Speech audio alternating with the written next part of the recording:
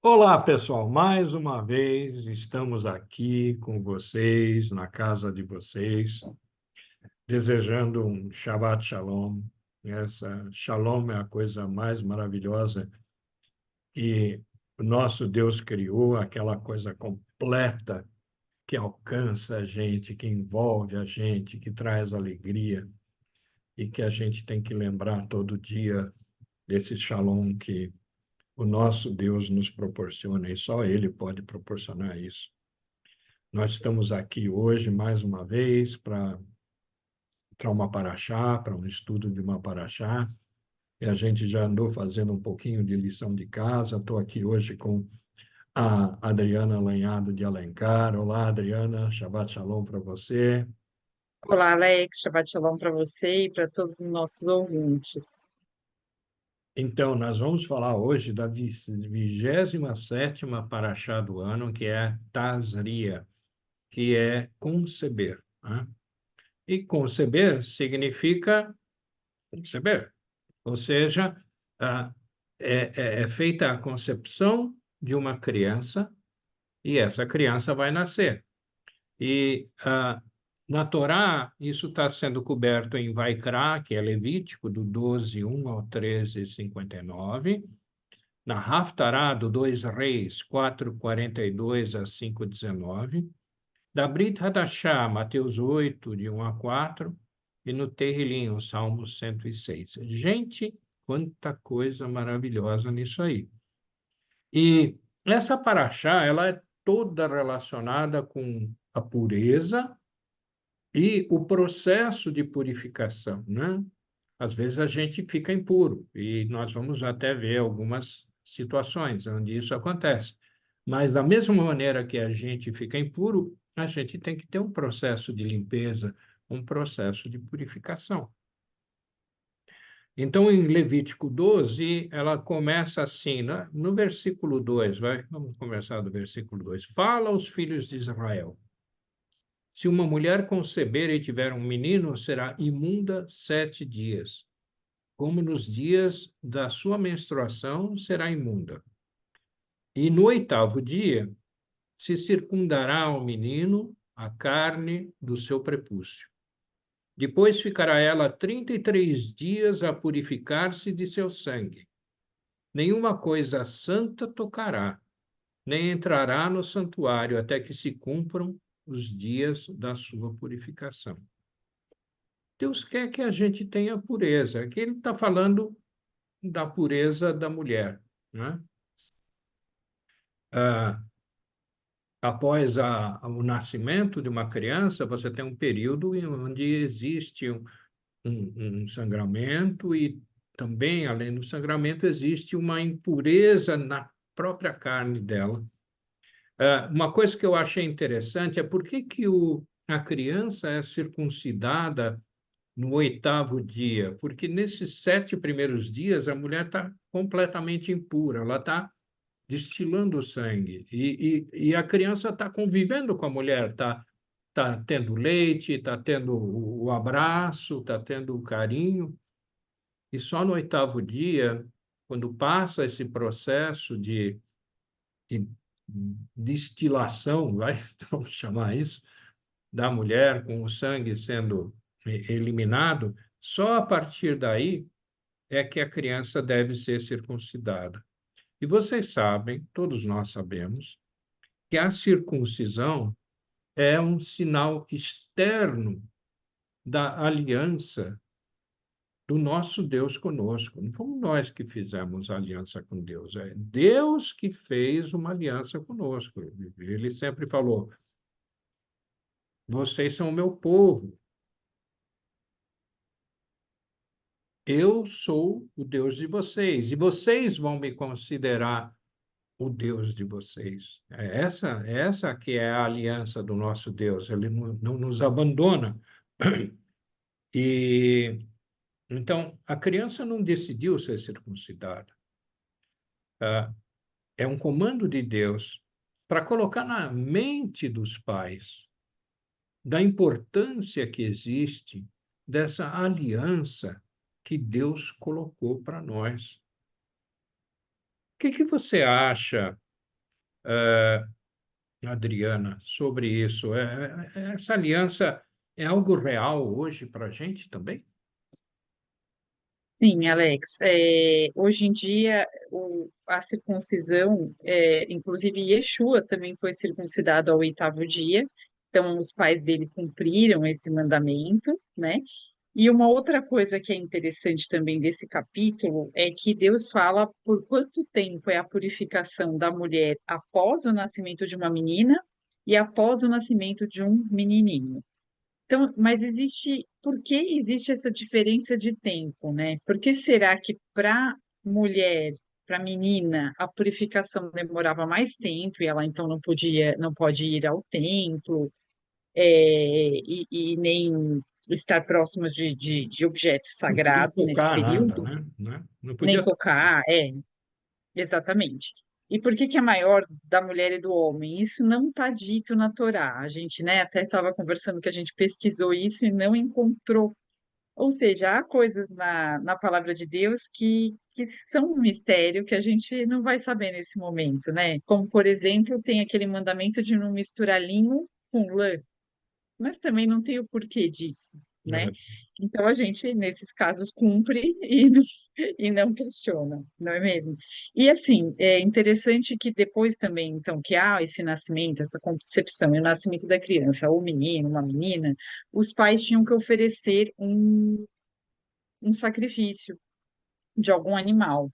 Mas se a pessoa não fosse muito rica, muito abastada, poderia se oferecer um pombinho ou uma rolinha em sacrifício, aí, pelo nascimento da criança. E é o que aconteceu com os pais de Yeshua, né? Miriam, Yosef, Maria e José, não tinham muito dinheiro, então eles ofereceram, esse sacrifício do pombinho, da rolinha, quando Yeshua nasceu, né? Então a gente vê aí que Yeshua, muita gente pensa, Yeshua veio, então todo aquele ritual do Antigo Testamento, nada mais daquilo vale.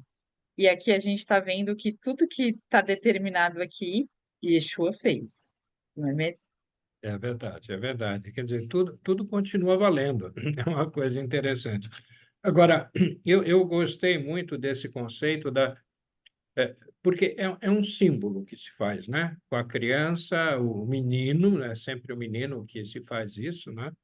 É um símbolo da aliança que existe entre Deus e o povo, né? E Sim, o povo escolhido por ele. E Yeshua nasceu judeu, né?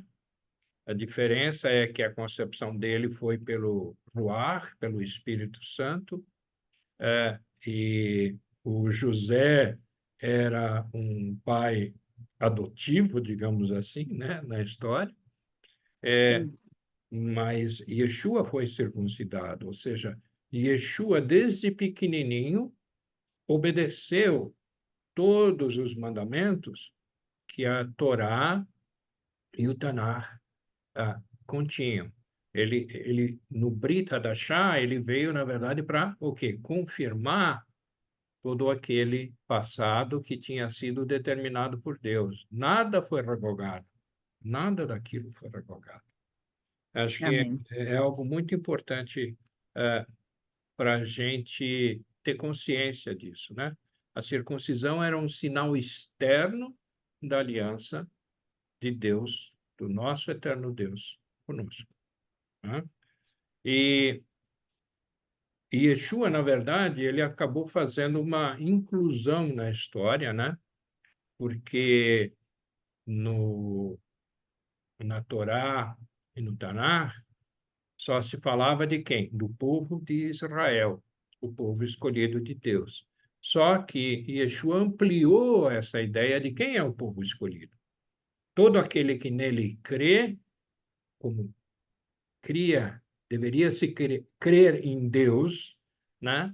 Na Torá e no Tanakh, todo que crê em Deus faz parte do povo. Quem não crê não faz parte do povo, né? Não é o sangue a linhagem da pessoa que faz isso. O que faz é a crença, é o teu coração crendo em Deus. E Yeshua ampliou isso para quem quisesse declarar que aceita aquele sacrifício que ele fez para pagar o preço do nosso pecado, coisa que nós não podíamos fazer, todo esse pessoal passa a ser o seu povo e ele passa a ser o nosso Deus. Graças a Deus, né? Amém. Ok. Mas em Levítico 13, ele continua falando de uma outra. Lá no 12, ele fala da purificação da mulher, como é que é o processo e tudo mais. No Levítico 13, ele já fala de. É chamado de lepra, mas eu considero todo tipo de doença dermatológica que aparecia, que não tinha médico, não tinha faculdade de medicina, não tinha greve em faculdade naquela época, coisa boa, né? Tá certo? É, mas tinha um sujeito que era o sacerdote, que ele era instruído por Deus para que ele pudesse diagnosticar, pudesse perceber o que acontece, como é que as doenças que existem, e tinha todo um ritual, primeiro de diagnóstico, né, de determinação dessas doenças, e depois de purificação dessas doenças, e se não fosse possível purificar, até de um isolamento definitivo das pessoas, né? Esse é um processo complicado. No capítulo 13 do Levítico, ele fala muito disso, né?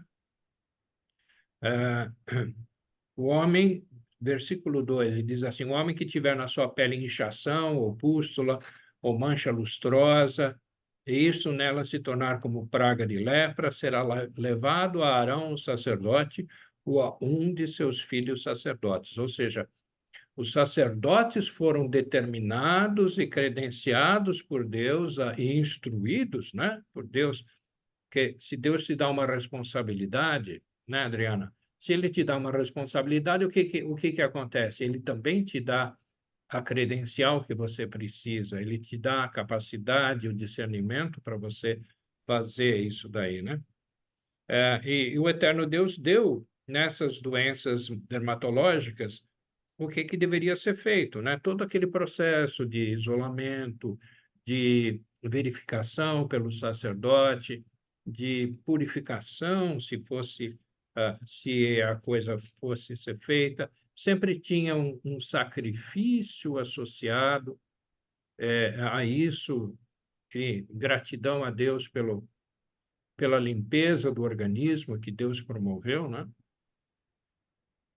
E tinha uma coisa interessante, para mim super interessante, tinha um banho de imersão que fazia parte desse ritual. Esse banho de imersão, você entrava na água impuro e saía limpo, saía limpo. Isso lembra o batismo, não lembra o batismo, não, Adriana? O que você Sim, acha? lembra o batismo, né? Esse banho é a mikve, né, em hebraico, e a pessoa passa por isso como um símbolo de que ela foi purificada. E o batismo, a gente, né, crê no sacrifício de Yeshua e a gente imerge nessas águas para sair um símbolo de que somos uma nova criatura em Mashiach, né? Ah, sim. Amém. E, na verdade, o que que acontecia? Então, quando a pessoa também era curada dessa lepra e fazia esse ritual, acontecia também uma cura espiritual. Ela entendia o seu pecado, se arrependia, e a gente tem uma figura disso com Naamã na Haftará, porque Naamã, Essa história. ele, ele foi ao profeta, o profeta disse que ele tinha que mergulhar nas águas, e ele, 7 vezes do Rio Jordão, e ele estranhou, poxa, mas eu achei que ele vinha aqui, que ele ia me curar, que ia como se fosse cair fogo do céu, ele queria ver algo muito extraordinário, e o profeta simplesmente falou que ele tinha que ir se banhar 7 vezes no Rio Jordão. Aí ele conversou, né, com outra pessoa que estava com ele, que é um homem de Deus, e falou, mas você faria uma coisa muito pior para ser curado, né? Por que não o simples? E aí ele entrou nas águas, e aí ele entendeu o pecado de idolatria dele, e inclusive no capítulo 15 do capítulo 5 de Segunda Reis, ele diz, voltou ao homem de Deus, ele tudo, toda a sua comitiva veio, pôs-se diante dele e disse, eis que agora eu reconheço que em toda a terra não há Deus, senão em Israel. Agora, pois, te peço, aceites um presente do teu servo. Ou seja, ele entendeu que o pecado dele de idolatria era um erro e passou a entender que Deus era o único e passou a servi-lo, né? Então, a lepra dele, creio que era um castigo que Deus tinha dado para ele, e quando ele foi curado, ele entendeu e passou a seguir o caminho correto, né, Alex? Pois é, eu agora fiquei em dúvida com o que você falou, que era um castigo. Eu não sei se era um castigo. Eu, eu, eu acho que Deus usa as maneiras mais impressionantes que você possa imaginar para movimentar as pessoas para Ele, né? Sim. Ah, às vezes a gente entende rápido. Eu sempre faço uma oração. Deus me ajuda a entender rápido o que o Senhor deseja de mim. Porque se a gente não entende rápido, mas Deus tem um propósito de que você se aproxime dele, ele acaba colocando umas pedras de tropeço no seu caminho, né? Esse general, ele era poderosíssimo, né? Naamã era o general de exército da Síria, trouxe vitórias e mais vitórias para o rei Verdade. da Síria e prendeu gente, trouxe escravos, e uma escravazinha, pequenininha, uma jovenzinha, acabou sendo escrava da esposa de Naamã. E ela virou um dia, eu achei, até anotei aqui, cadê? Disse ela, versículo 3 de 2 Reis 5. Disse ela à sua senhora: tomara o meu senhor estivesse diante do profeta que está em Semaria. Ele o restauraria da sua lepra. Esse profeta era o Eliseu. E aí o Uhum. Naamã foi falar com o rei, né, o rei da Síria, e o rei da Síria falou assim: deixa eu escrever uma carta aqui para o rei de Israel para que ele te cure. Oh, ele pegou, levou essa carta. O, o rei de Israel ficou assim: ei, o que está acontecendo, né? Mas o Uhum. profeta Eliseu, ele tinha sempre a visão de Deus e ele mandou um aviso para o rei de Israel, na verdade, lá em Samaria, né? Ele mandou um aviso para ele dizendo: manda esse general para cá. Aí o general foi, né? Eu acho essa história linda. Ele foi com todo aquele séquito dele, com toda aquela tropa dele, a corte inteira junto com ele, cavalos, charretes e tudo mais, e foi até a casa do Eliseu. E o Eliseu não saiu de casa. Ele pegou, falou para o funcionário dele: olha, fala pro general para ele mergulhar 7 vezes no Rio Jordão. Acho que isso que deixou ele mais indignado, né? Como Ele assim? A deve pessoa não é que ter se ficado dirigiu até louco mim, um da vida, general, né? Adriana. Como esse cara nem vem falar Nem se comigo, tão dirigiu, né, poderoso que eu sou, maravilhoso, falta de respeito, né? doente, né? Mas maravilhoso, eu sou fantástico, eu sou a oitava maravilha do mundo. Como ele ousa não falar comigo? E o pessoal falou assim: escuta, né? Aquilo que você falou, né? Se ele falasse algo complicado, você faria? Ele falou: faria. Ah, então, por que você não faz o simples? Ele mergulhou 7 vezes naquele Rio Jordão, e depois da sétima vez, disse que ele ficou com a pele tão pura como uma De criança. criança. É. Ele ficou limpo, sedoso. A pele nunca, ele nunca teve uma pele tão limpa como aquela. E aí ele foi, falou com o profeta, dizendo assim: olha, agora sim, agora eu entendo que não existe outro Deus, só esse Deus que está aqui em Samaria, que é o nosso eterno Deus. Você sabe que esse nosso eterno Deus é todo-poderoso e que Ele quer que você se aproxime dele o tempo todo? Você tem ideia disso? Eu tive uma época na minha vida que eu não tinha a menor ideia disso. Possivelmente a Adriana também não. Não estou falando que foi assim, mas eu imagino que talvez tenha sido alguma coisa assim. A gente não tem nem ideia do Deus de verdade. E tem pessoas que estão assistindo isso que talvez não tenham ideia. Mas toma consciência disso. Esse Deus é Deus soberano, é maravilhoso, é poderoso, ele pode tudo. E ele entende a tua história, ele sabe se você algum dia vai se aproximar dele ou não. E ele vai fazer tudo ao alcance dele para que você se aproxime dele. É algo assim impressionante. E quando você entende isso, uma coisa maravilhosa, tão maravilhosa como foi com Naamã. Quando ele entendeu isso, ele falou assim: Olha, me perdoa se eu precisar fazer alguma coisa com o rei, né? Acompanhar o rei no templo dele, mas eu preciso fazer isso. E o profeta falou: vai em paz, que já. Se você já entendeu, Deus sabe exatamente o que precisa ser feito. É tão maravilhoso isso.